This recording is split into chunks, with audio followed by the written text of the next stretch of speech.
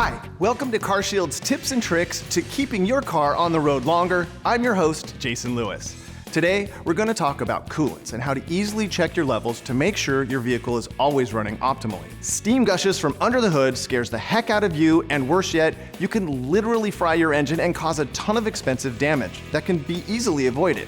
What you want to do is find the coolant reservoir. It's located in different places on different vehicles, so just simply look for the cap that says coolant on the lid. You want to make sure that that is filled to the recommended level.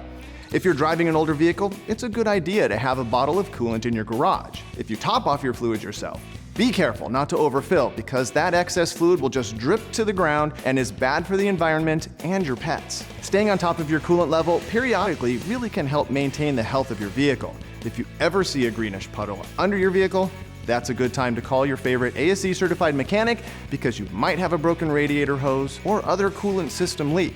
And that's trouble you want to fix before it gets worse. Call your mechanic first and ask if you should bring your car in or have it towed.